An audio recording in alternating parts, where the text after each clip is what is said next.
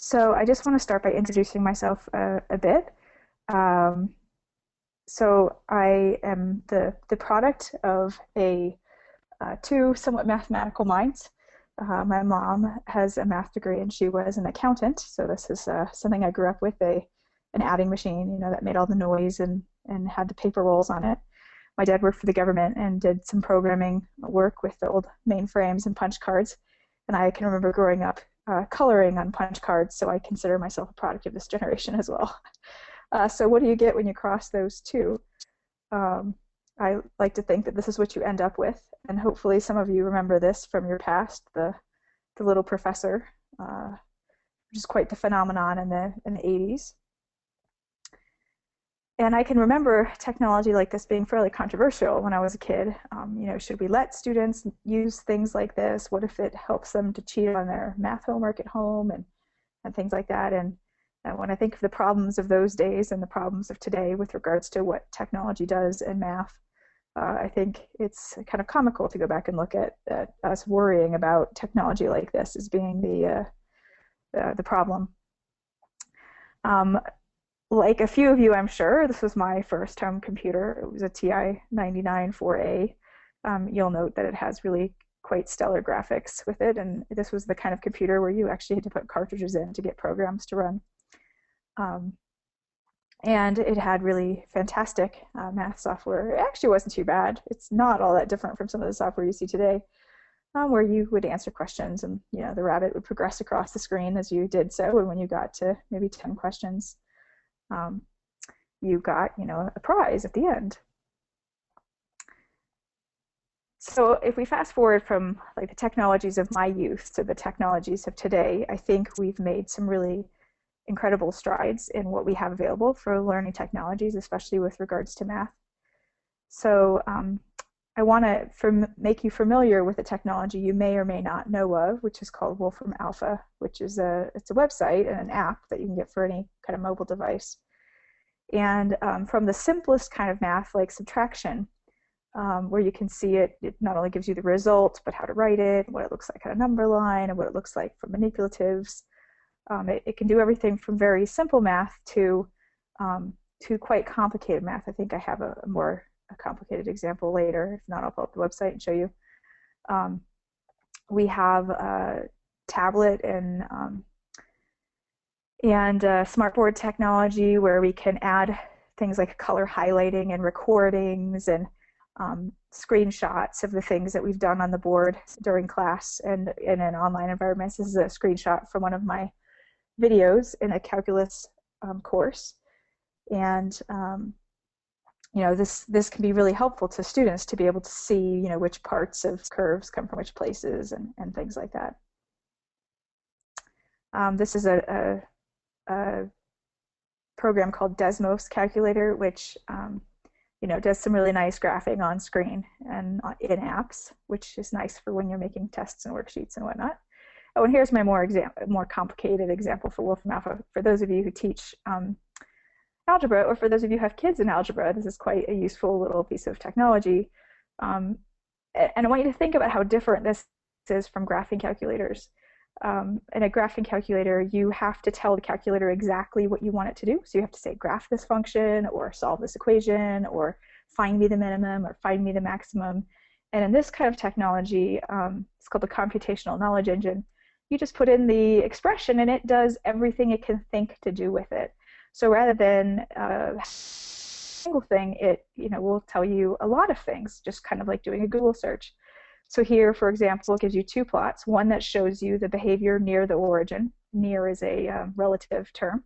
And then another plot that shows you always what the end behavior looks like for the function. So that's two nice things.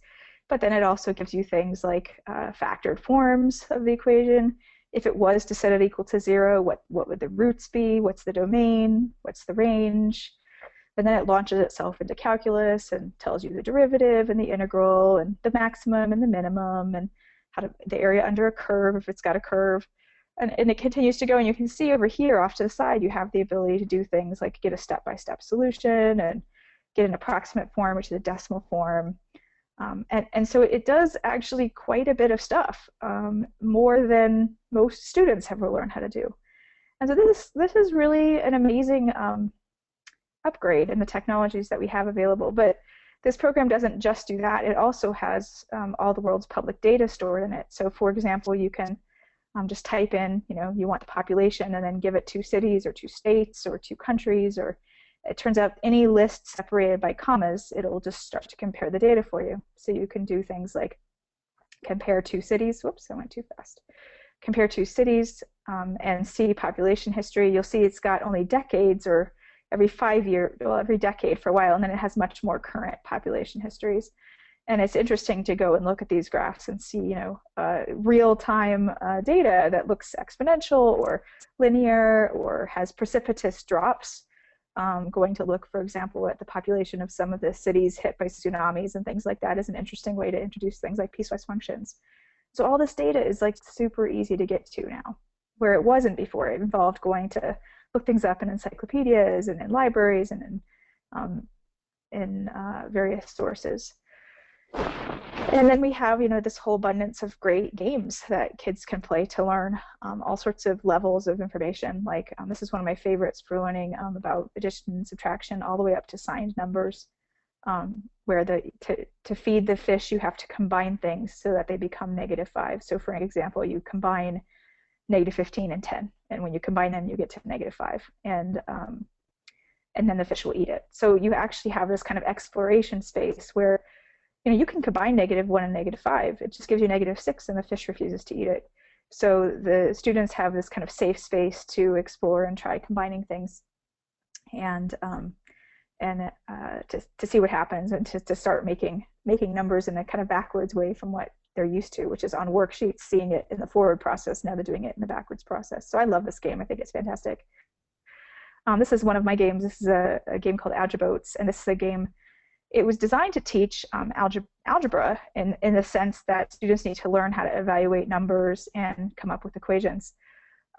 It actually works, down to students as young as 5. This is a fairly hard level you're looking at right now, but it starts off with very simple expressions, and they have to make the expression equal to one of the numbers above.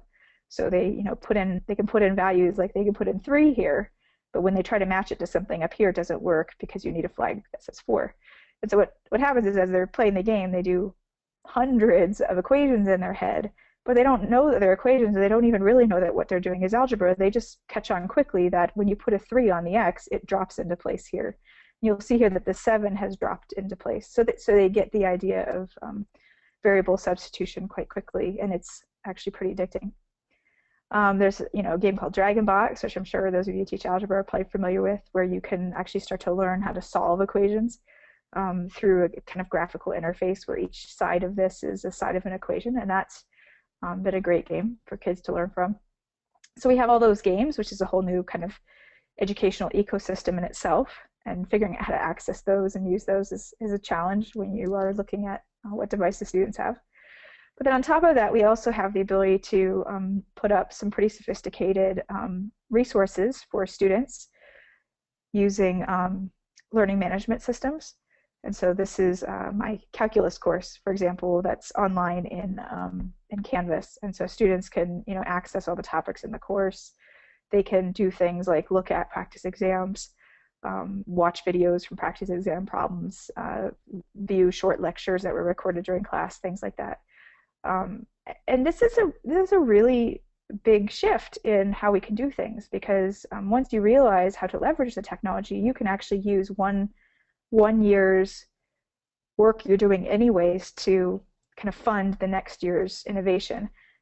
So for example, one semester or each semester in calculus, I would record myself writing out the solutions on a tablet for that semester's test. And that semester's test would just become the next semester's practice exam. And I already had all the videos recorded for how to do the problems because I did them while I was writing the solutions for the problems. And the students from the current semester would have access to all the problems when they got their tests back, so they could go watch the solutions if they didn't understand what they did wrong. So sometimes once you realize the power of the technology, you can leverage it to the next semester. So there's an example of a video of one problem from a test and me talking through it. We also have some pretty cool technology that lets us meet with students online. This is a meeting between me and several students from my calculus class one summer. And it's fun to be able to talk to students in their own homes. They were able to ask questions while they're home doing homework. You can kind of see the states of their bedrooms, like the underwear hanging out of drawers and things like that.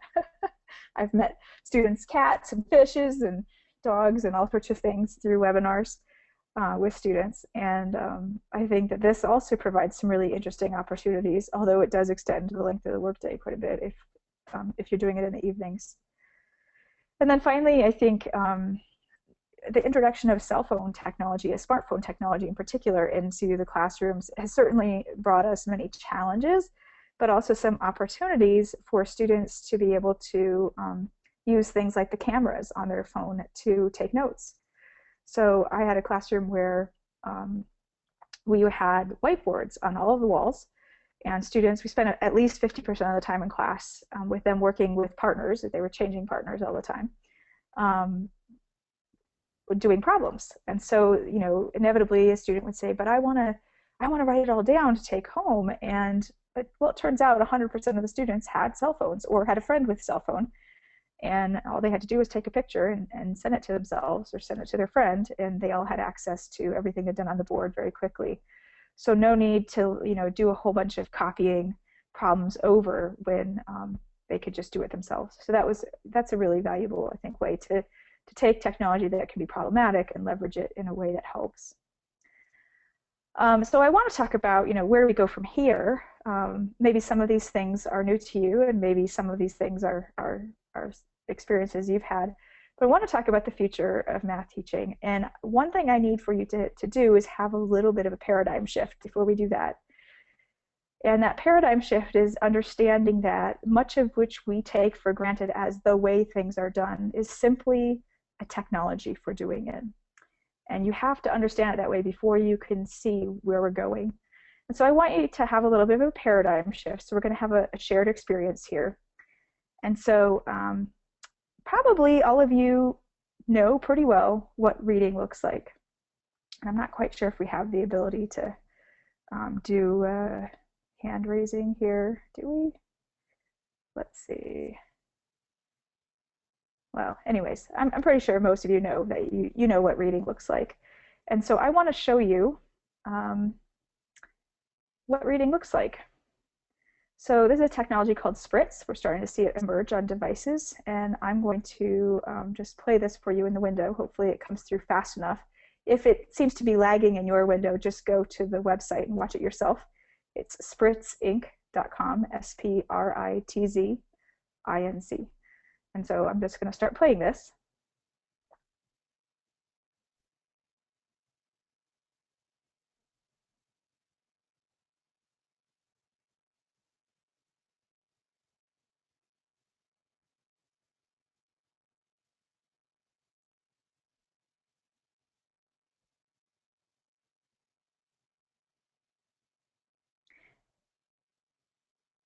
And if you're anything like other audiences that have seen this, I'm going to pause it now because otherwise you won't listen to me.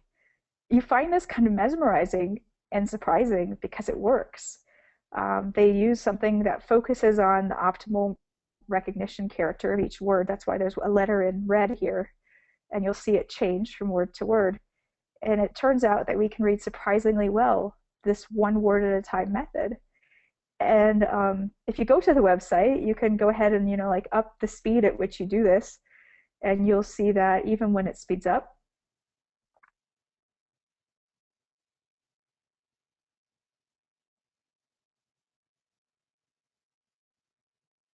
I'm just going to pause it because I'm not quite sure how well that comes across on a webinar bandwidth. But even as it speeds up, you can still read it. And the more you use it, the easier it gets. And so what you may think you understood as reading was simply a way to read. And this is another way to read, a different technology for reading. So books are one technology for reading, and print material is one technology for reading. And here's a new technology for reading. And before print material, there was handwritten text, and that was the technology for reading. So we have to think of a lot of the things that we're used to as simply being a technology. and it may not be the best technology for everybody. It may not even be the technology that lasts past, a couple of centuries. So I'm going to just look here for a second and see. I'm not sure whether you guys are able to access the chat window or not.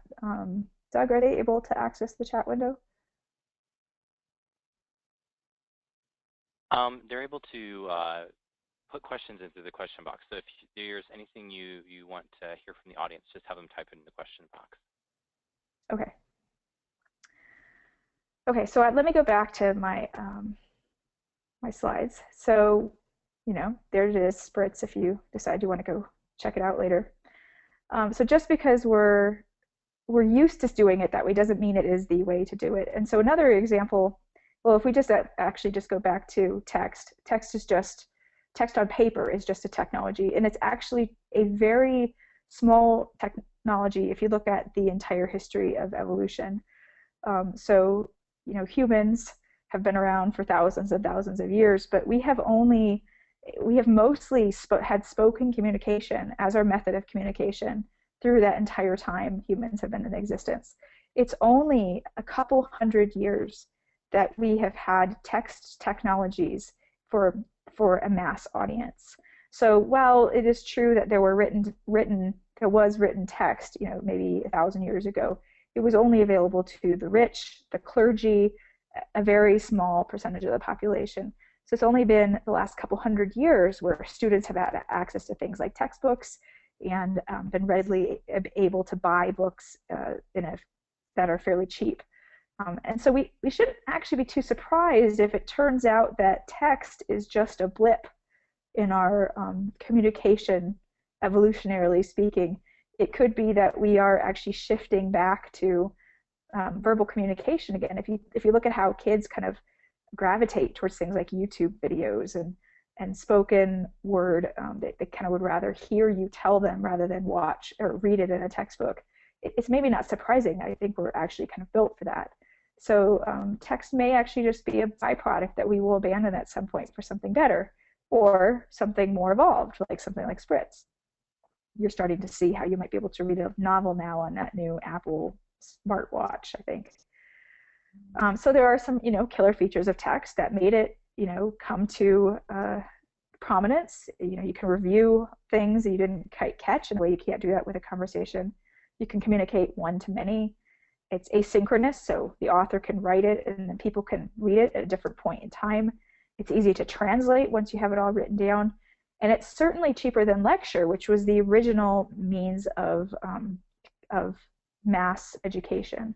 Was you went to a lecture and you wrote down as quickly as possible everything the instructor said. So we can see why text, came into fruition. But that's just a technology, and in the same way, lecture is also just a technology. Before there was lecture, it was tutoring that was the technology of the time for teaching. So lecture has also some killer features. It's one-to-many. It's synchronous, and the reason that that's a killer feature is that you can do a lot of questions and answers in real time. And then the third often not mentioned feature of lecture is, especially in the K-12 environment, it's childcare. It's a safe place for your child to be in a classroom while adults are at work. And so there are a lot of good things about having a lecture environment or a classroom environment for kids to be in. So I think one of the things that we're going to start seeing is that if all learning does is transfer information, it will probably be replaced by technology. If you think about the killer features of lecture, many of these things, the one-to-many is maybe the information transfer part, but the fact that it's synchronous and you can do Q&A and that it still watches kids is probably not going to go away. But if it just is information transfer, we're probably going to replace it with technology, because it's simply better for students to be able to rewind, to watch again, to maybe see the captioning for something if they don't understand what the words are, and to be able to watch it at home, to be able to watch it on vacation. All of those different things are more valuable in the video form. And there are some other advantages of it too, which we'll talk about a little bit later. I think in general that repetitive assessments or learning tasks, anything that can be replaced by a computer will be. So for example, if it's simply grading, is this math problem right or wrong? That can probably be replaced by a computer, even with some pretty good feedback attached to it. In the English realm, computers can find all the words that are misspelled and all the likely grammar mistakes in an essay. And I think most English teachers would be happy to let a computer do that first before they read and assess the quality of the essay. So those are some examples of repetitive assessments that we'll see being replaced by a computer. And I think at this point, usually a lot of teachers start to get nervous. Certainly I did when I started thinking about these issues and think, well, if all of these other things would be replaced by technology, will I be replaced by technology? And I think that's a fair question and a decent question to ask. I think we tend to see in the media this idea of teacher replacement through Silicon Valley tinted glasses. And I think that most of the Silicon Valley executives, they're self-starters. They learn on their own terms. A lot of them didn't really benefit from what they learned in school. And so they tend to see the world from their point of view, which is like, well, I didn't need a teacher. Other people don't need teachers either. But I think that has some serious flaws in it. I like to call this the Lake Wobegon effect of Silicon Valley, where they believe that all learners are motivated, everyone has internet, and the only thing standing between a student and success is affordable access. We see this especially with the whole MOOC movement in higher education.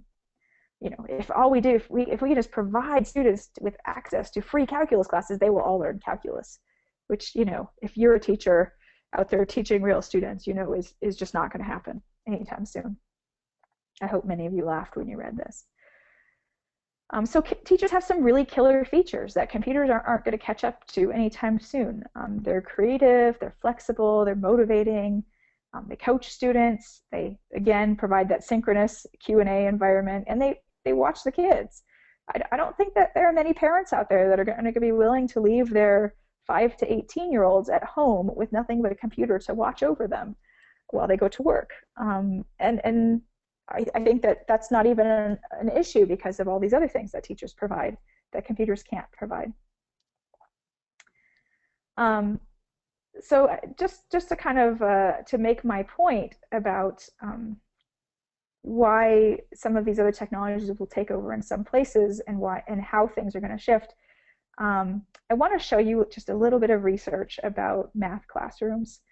And when I've talked to teachers all over the country, when we get to this section, they'll say, my classroom is highly interactive and all of my students are engaged. I am not the one you should be talking to. And so, I actually thought the same thing until I saw this research. So I want to show you a little bit of research that's done by Vilma Mesa at the University of Michigan. I'm just going to prepare you up front that once you see this research, you will be haunted by it. Probably haunted in a good way, but if you don't like to be haunted by research, now is probably the time to stop watching. So what Vilma did was she went into math classrooms, and she actually went into developmental math classrooms, which are college classes that teach things like arithmetic and algebra. And she went into many different teachers' classrooms, and she mapped in the classroom, where everybody was sitting and who asked questions, who answered questions, and any side conversations that happened in the classroom, whether they were meant to happen or not. And so here are just a representative kind of sampling of what she saw. So, so here's a classroom. You can see the instructor is the triangle at the front. Remember, the stars are questions they asked, and the bubbles are. And so if you look across this classroom, this is the back of the room, this is the front of the room. I would ask you to count up how many students do you think were highly engaged in this classroom. And highly engaged doesn't necessarily mean that the other students weren't learning something, but when you look at how many students are highly engaged, I think you can probably come to the conclusion that's about 3. And what's interesting about this is that from the instructor's perspective, they, asked maybe 10, 15, I haven't counted, 10 or 15 questions. They answered several questions. To the instructor, it was an engaging experience. They asked and answered a lot of questions.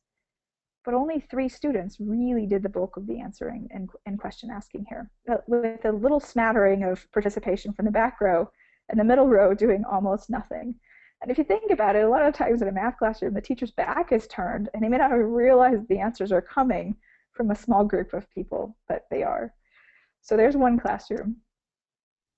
And here's another classroom, and you can tell this instructor, if you asked them if their classroom was engaging, they would definitely tell you it was. I mean, look at how many questions they've asked in this class.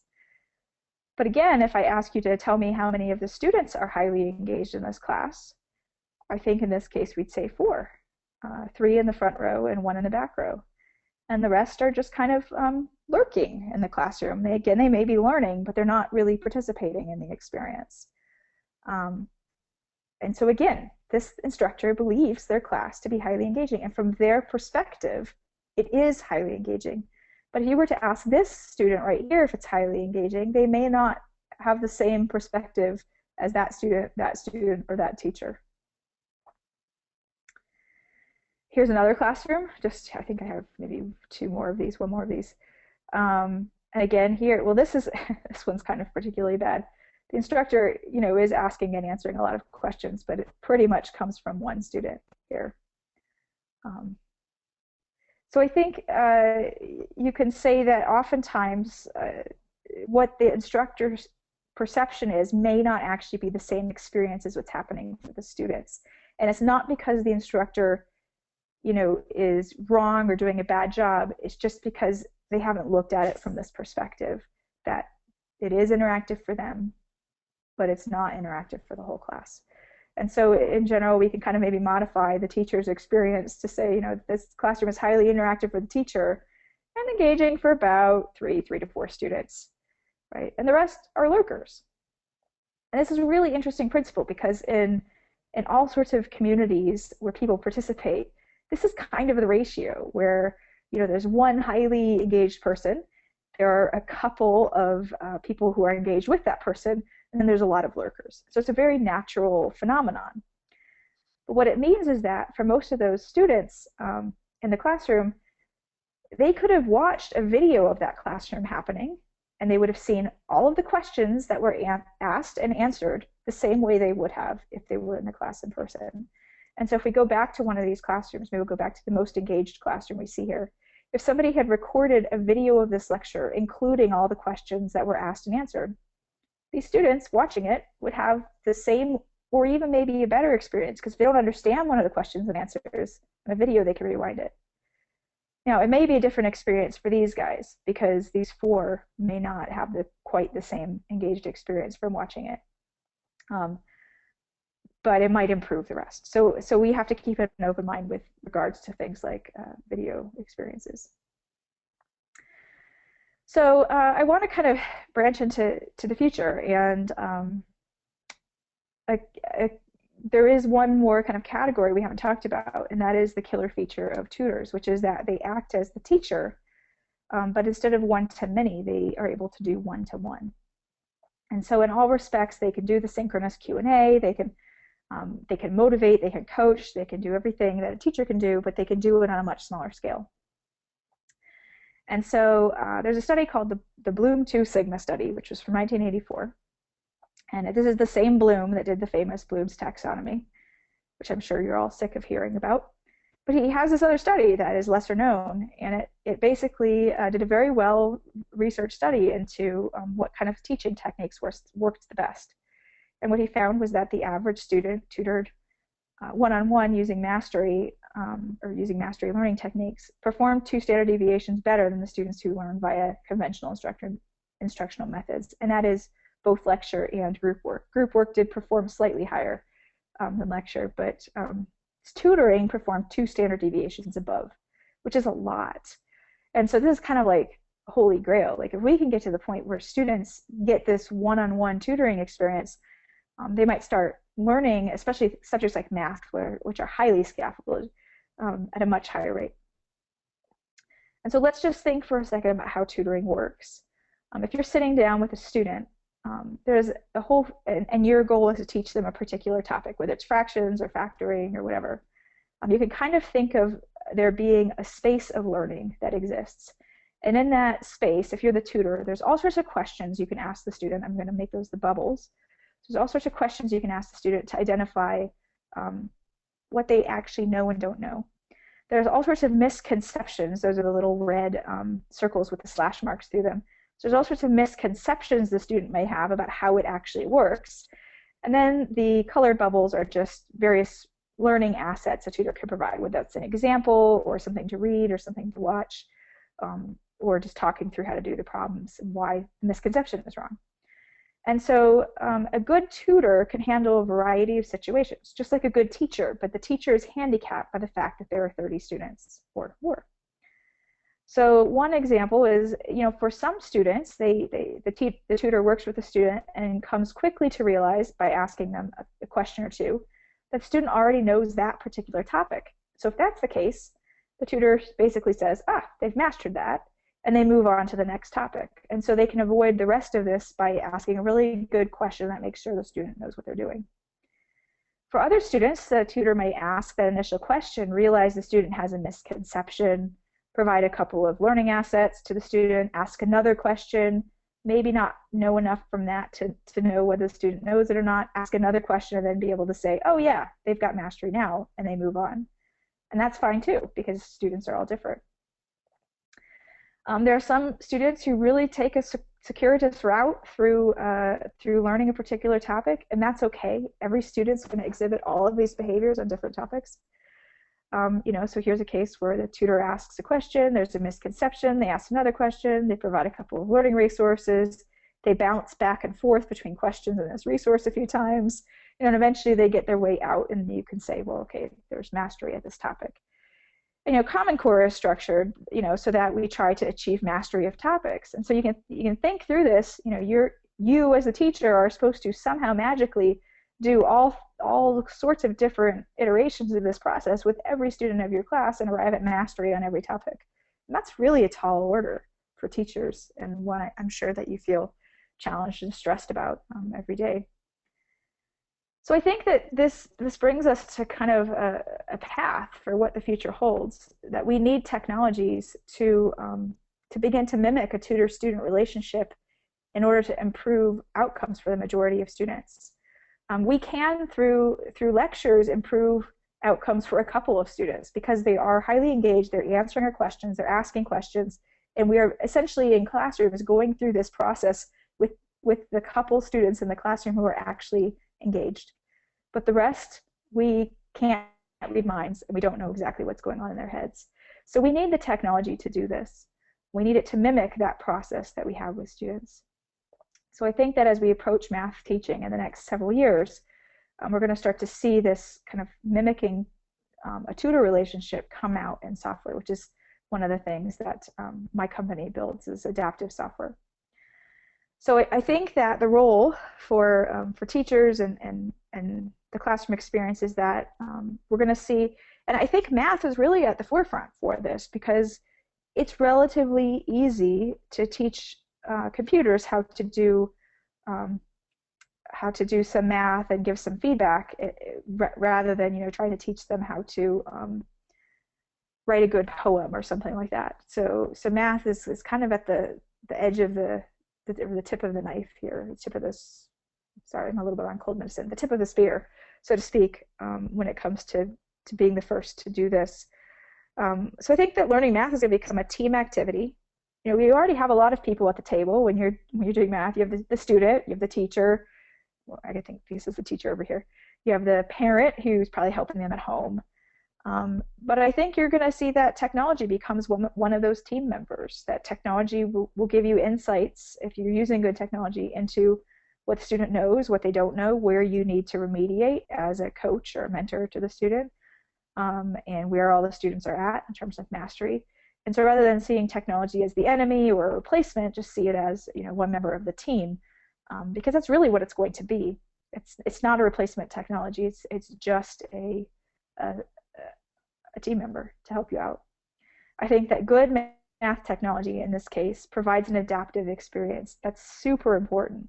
You need the technology to act as a tutor. If the technology is one size fits all, it's not going to do that. So if you look at technology and it's delivering the exact same questions to all the students, it's not adapting. It's just giving them all the ability to take different assessments, and that's not any good.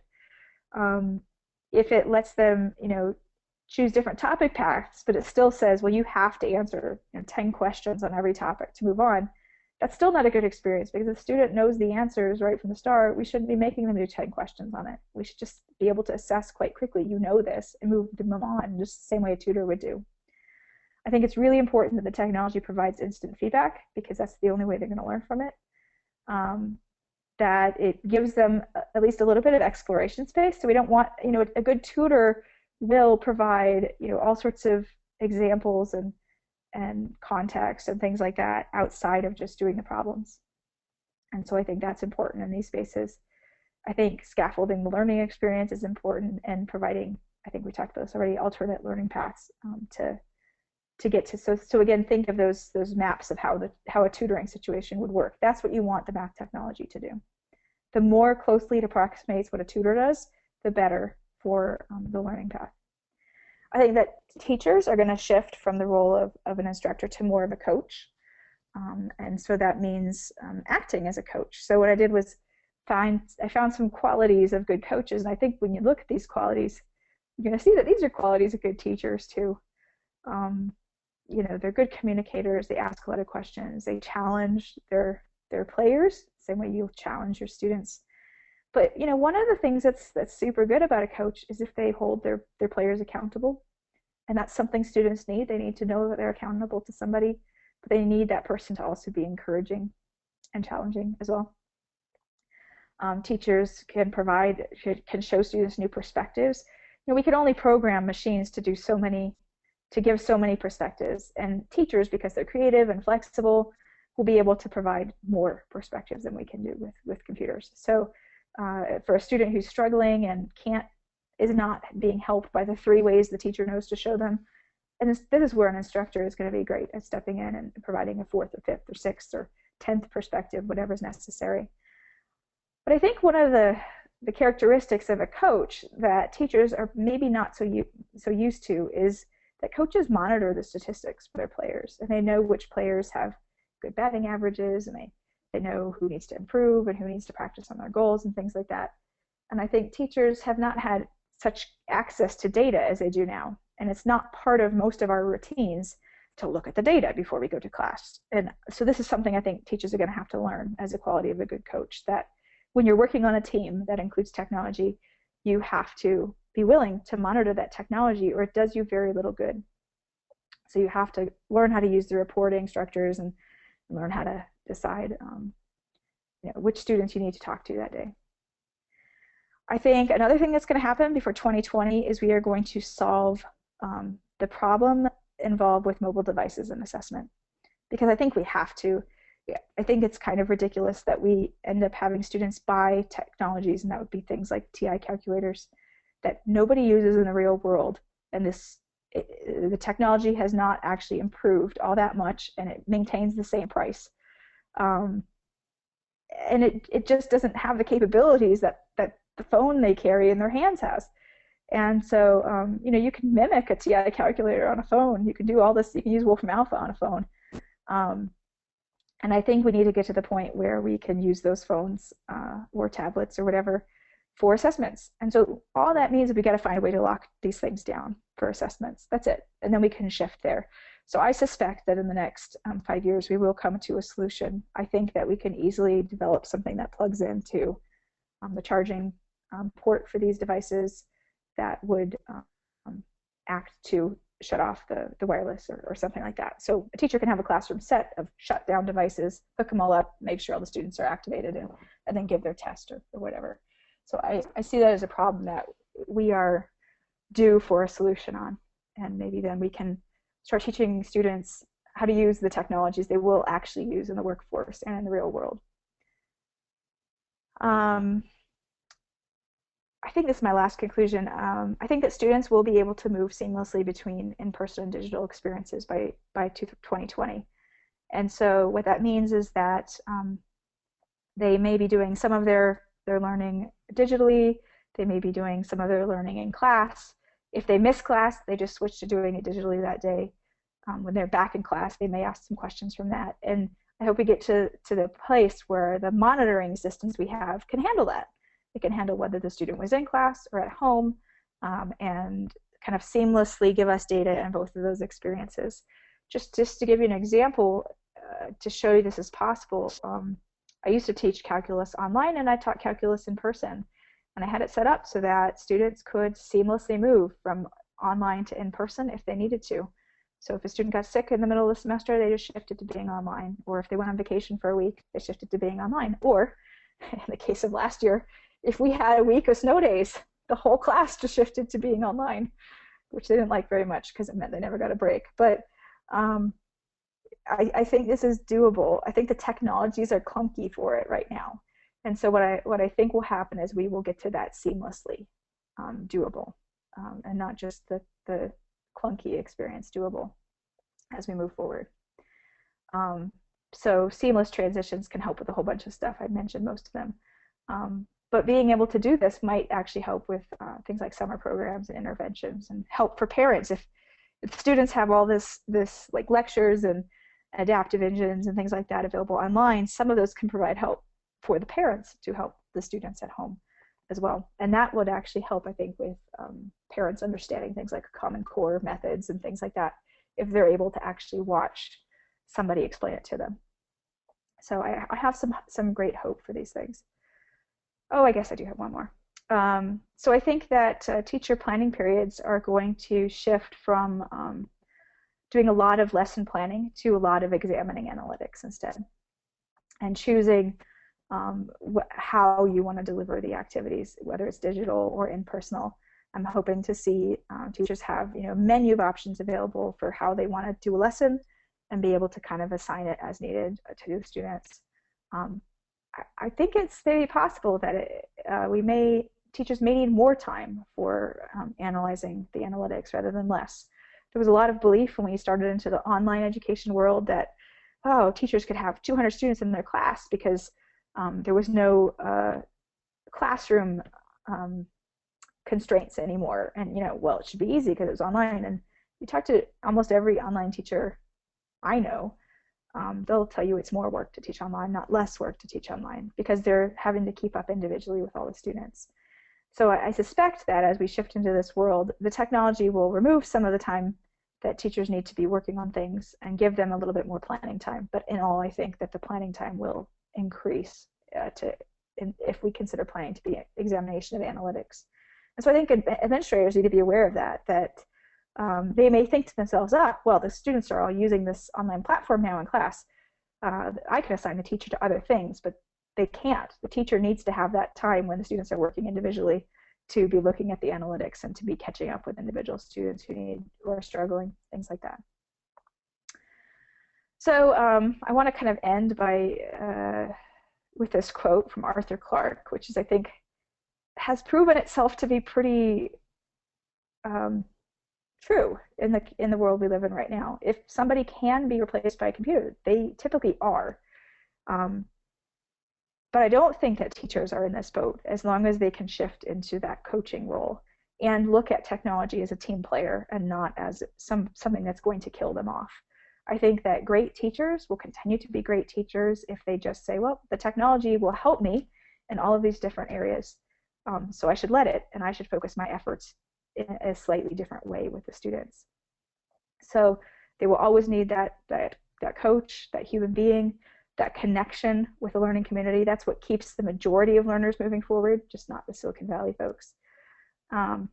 So I think in general, my advice for teachers who are facing the next 5 or 10 years is to stop wasting time that doing things that a computer could do better, and to do that and focus on the human solutions. So what I'd like to do, I think I still have about 10 minutes, 15 minutes. So what I'd like to do is take questions from the audience. So if you can make sure, Doug, that they can ask questions right now, then where did my little thing go?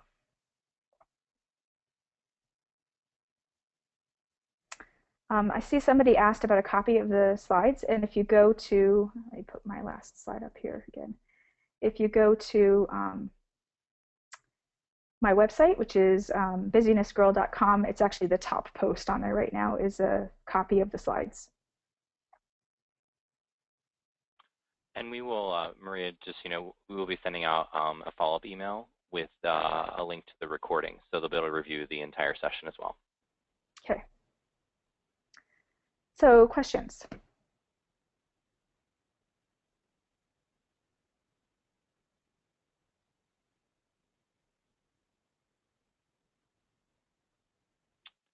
Like Gerald has one coming in. Yeah, that's a great question. Oh, gotcha. I see it. Yeah, I can see it. Go for it. So Gerald's question is, can I talk about where we can begin using mobile devices, like what type and apps? Absolutely. So the first thing you have to do is just assess what you've got. All of your schools are different. They all have different rules about what students can and can't have in the classroom. Some of you may be one-to-one device campuses where students do have apps. But the very easiest thing you could do is just compile a list that's grade appropriate to send home with students for them to use on their apps at home. That's like a good starting point. And so one of the resources I would send you to, I periodically add to this. I haven't added for a little while, but I do have lists on my blog under the category of games. And so I have there, games for algebra, games for trigonometry. I have games for calculus, and some of those are app-based games. And some of those are actually just paper-based games. So if you just want to do more active things in your classroom, you can go here and print out a bunch of games I've built for in-classroom stuff as well.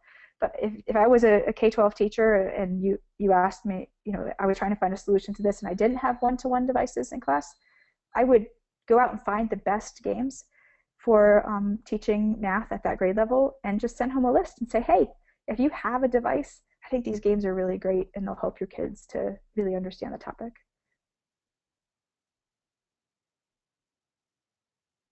In terms of apps, I have to say that Wolfram Alpha is pretty awesome, but a little bit scary for teachers because it does so much.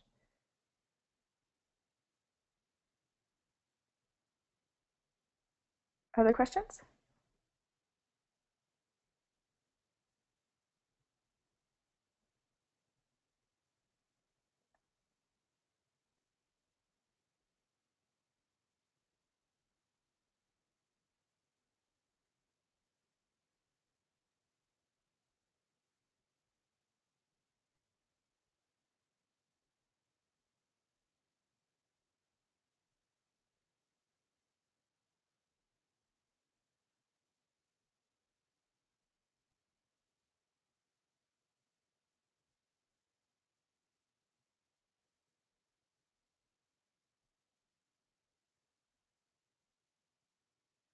Maria, it looks like Frank has a good question here. He says they're a one-to-one school, and he estimates for his student population about 1/4 are in disadvantaged in socioeconomic status. They don't have access to the internet at home, and this is a problem for teachers versus and homework or versus in class. Do you see any assistance on this front? I saw that as well when I was an online teacher, and it is a huge problem in the US and one that I think politicians are completely ignoring, which is really unfortunate. I found that when, for example, McDonald's added Wi-Fi to all their restaurants, it was like a huge solution for me because almost everybody lived near a McDonald's and you could send the kids to McDonald's to get the internet. I do know that in some areas, the cities and counties will provide reduced access internet, reduced cost internet to socioeconomically disadvantaged families. So that might be something worth looking into in your city or state. This is why I think that we have to get to that seamless solution for digital versus in-class work, so that students who do not have access at home are able to do some of their digital materials at school and maybe some more see parallel stuff on paper at home. But I think also that the technology companies are starting to be aware that this is a real issue and not just a pretend issue. And so many companies are starting to try to find solutions where a student can download maybe like an hour's worth of work to do at home where they don't need to have internet. And certainly that's an advantage for, some of the games and apps that you could download to these devices do not need to have internet access.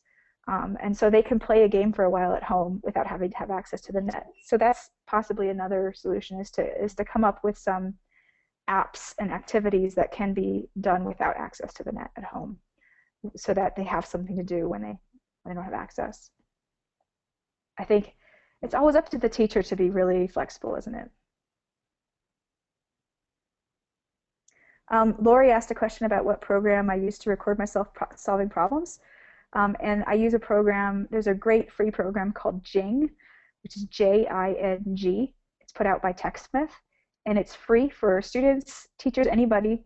And it allows you to record screen captures, both images and videos, and it gives you a gigabyte of storage space in the cloud for them.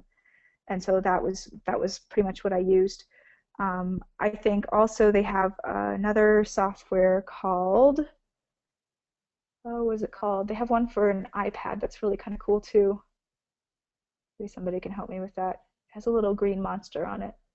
But if you go to the TechSmith website, you'll see it. So they have another one that's built for iPad, where you can actually record yourself doing problems on an iPad. And that's really great as well for math stuff.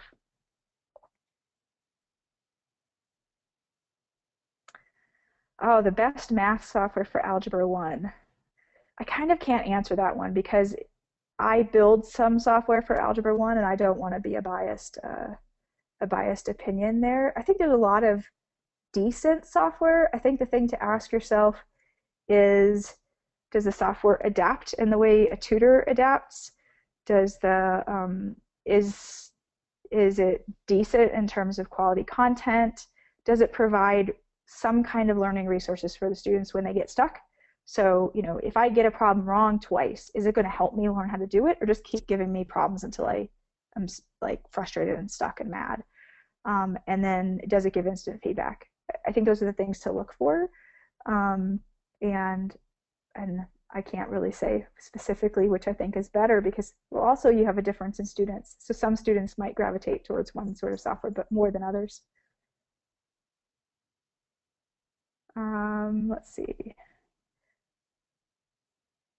Let's see. Website links for making online quizzes or tests for high school math.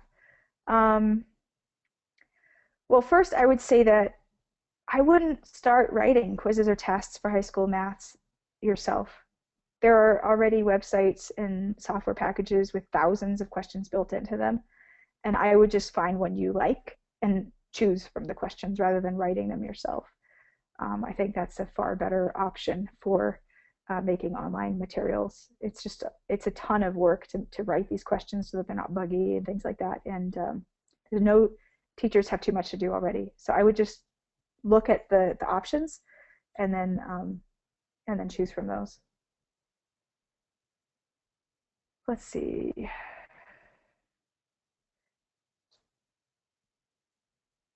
There's a question about online apps or programs to do tests online.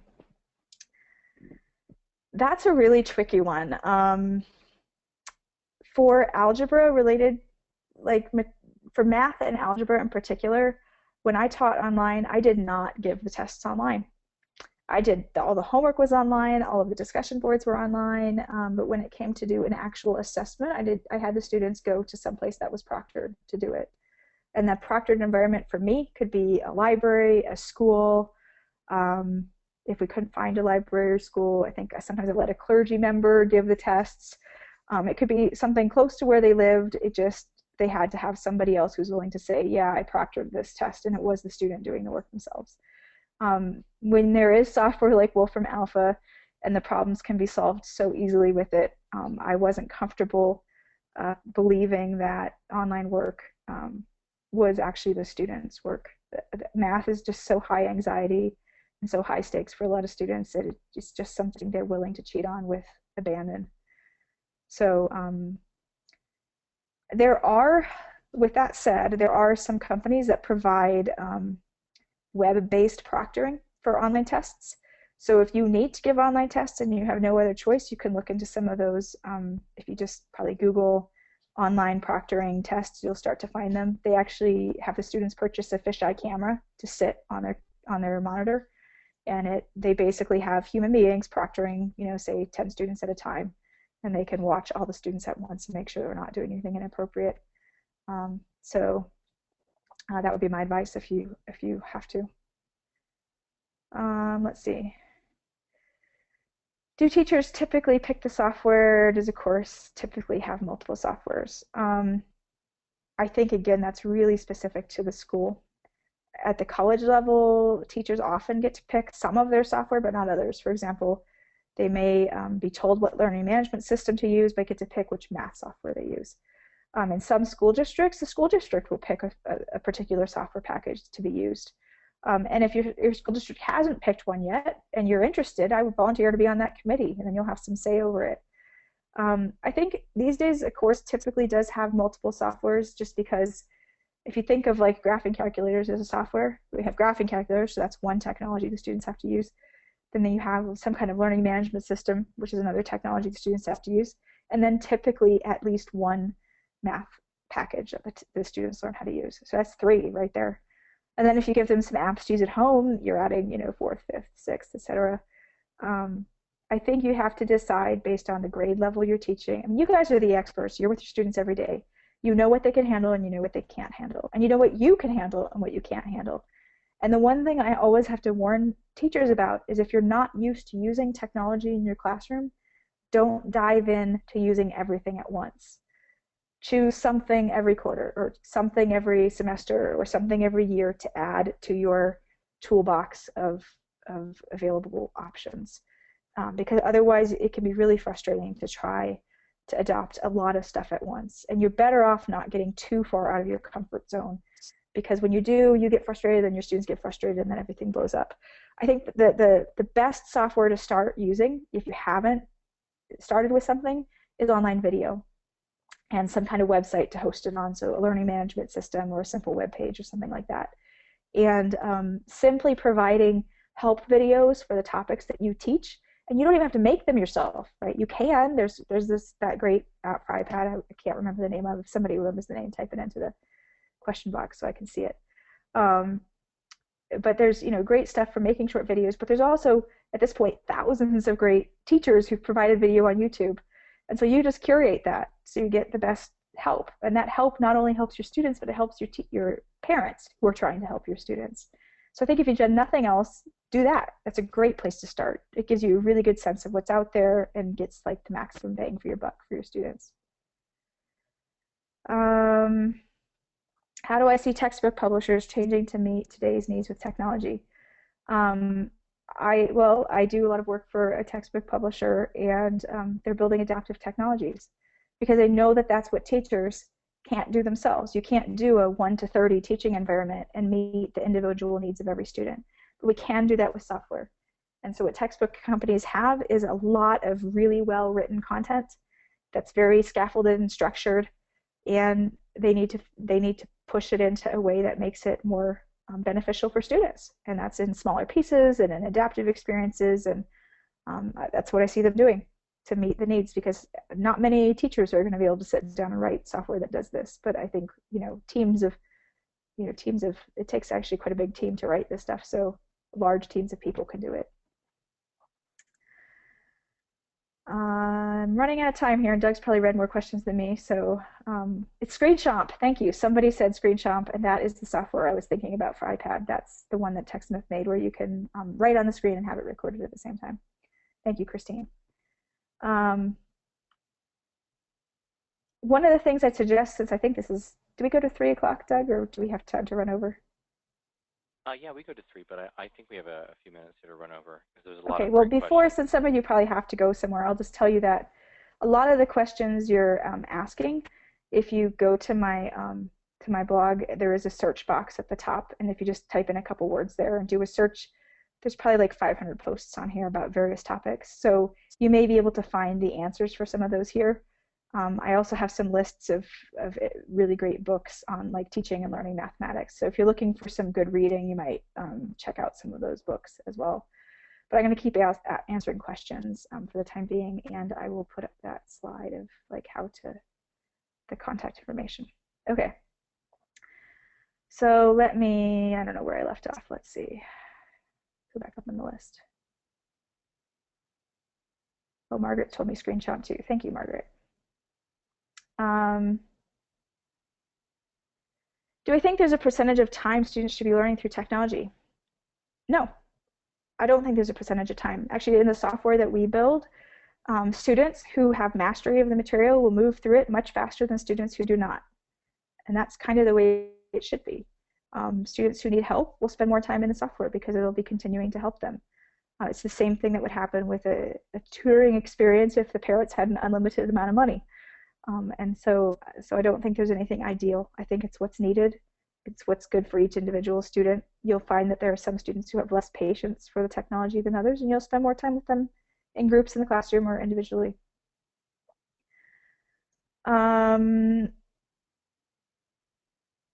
How will the transition carry over to SATs and college requirements? That's a great question. I haven't given it any thought. In particular, like if we find a way to get mobile devices to be able to be used by students, that will certainly carry over to the SATs, I'm sure. I'm sure the reason they don't allow this stuff right now is simply because of the ability to cheat.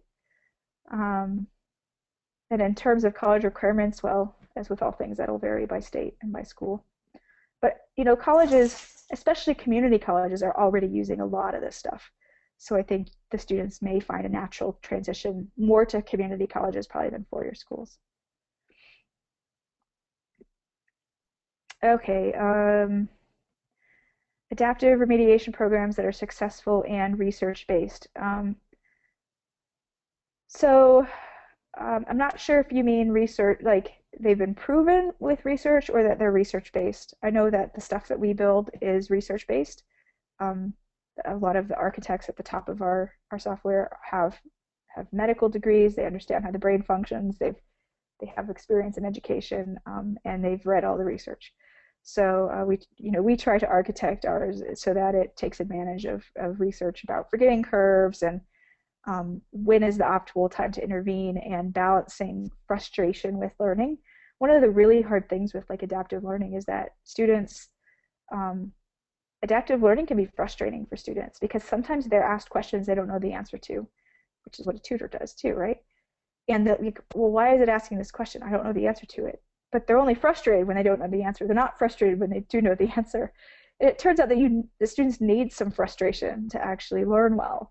And so it's an interesting balance that we have to do. I think one of the questions is about second through fifth grade math level. I think I'm not an expert at second through fifth grade level, but I think there's a company called Mind Research that you might check out that's specifically targeted at those ages, and they may have some research. They have a lot of research that went into it, I know, so that might be useful to you. Let's see. Partial credit grading using tech grading software? Absolutely, we have it. So some of the software we're coming out with right now has the ability for students to show all of their work for the math problems, to have the software decide which steps are right and which steps are wrong. So even if they get the right answer, if they have some wrong steps of work, it backs them up to those steps. It can look at those. It gives them partial points for getting partially through the problem and full points when they go back and actually fix what's wrong with the problem. They can give them feedback at various steps and things like that. So I think we definitely have that. If it's just on the cutting edge right now of being mainstream in software. So if you're not seeing it yet, you probably will be seeing it soon.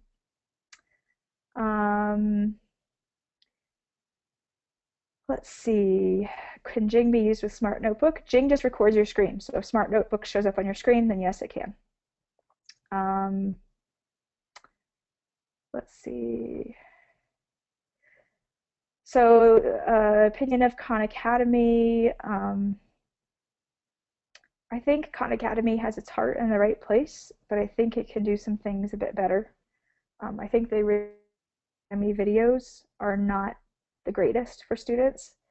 I think most of you would agree that an instructor with 10 years of experience teaching students will probably be able to explain something better than somebody who's doing it for the first time tutoring their nephew, niece, I don't remember what it was.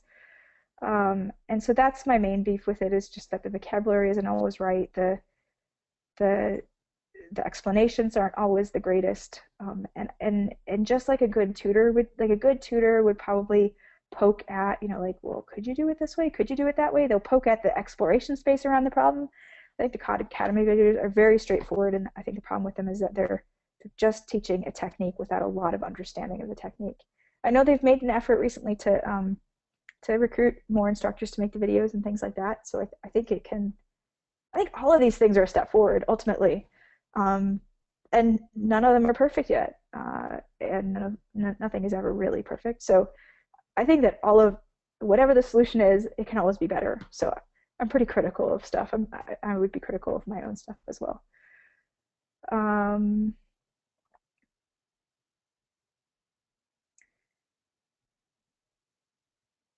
I think I kind of answered Rosemary's question already in that I would minimally recommend a set of videos that students can watch offline or online. There is software that, probably shouldn't say this in a webinar, but there is software that will rip videos from YouTube. So you could technically burn a disk of videos. And I think actually Khan Academy has a program for doing this, I don't mean like software for doing this, but like they have a way that you could say, I need to have videos to help my students who don't have internet access. And so that might be an option.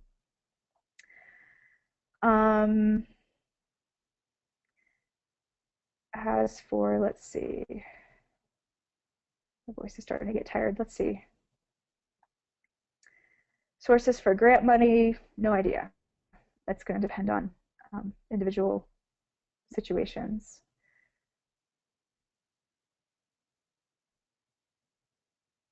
Okay, I'm reading Nicole's question, which is quite long. Give me a second here. In regards to students in special education, technology has amazing benefits. Do you think it hinders students? Because the assumption is that students can do things independently, from comprehending what they read to understanding how to navigate sites and finally having the ability to recognize their errors and what they understand. I think it's a complicated question. And again, I will defer to you guys, the teachers who have expertise with the students you have and their situations. I think for some special needs kids, the technology, one program could be great, where for another kid, it could not be. Again, this is where I'm hoping we get to seamless in the next 6 years, so that there's not as much navigating of independent sites and having to learn all the different software, where it's a very seamless experience for both instructors and students. That's where we're not at right now. We're kind of in a messy phase of educational technology. I think the more you can tell companies what you want, the more likely you are to get it. So I think for now you just have to be willing to look at your students and what they can handle and take it on a student by student basis. Maria, yes. Just to be cognizant of time, we are just a little bit over. So okay. We are recording all the questions though that were submitted, so we can take a look at those. If there's anything to follow up on, we can definitely do that. But yeah, if there's anything else pressing that you want to address, that's fine. If not, let's go ahead and wrap up. Okay. Well, you guys know where to find me on the web, and there's, like every time I do one of these, I put up a lot of resources. So I think you can find a lot of stuff on my website that would answer the questions you have here in terms of how to do specific things. So I hope you'll go visit and look for the things that you need. Absolutely, and it looks like you've got a lot of great resources on that site, which is still on the screen. And we'll include this information in our follow-up email to everyone. And if you have any questions, feel free to email Maria, or you can email us at our webinars inbox, which is webinars@mheducation.com. Maria, thank you so much. Great webinar, lots of interest. We can see lots of questions. Thank you, everybody, who attended, and we look forward to the next one. Great. See you guys later. See you guys online. Thanks.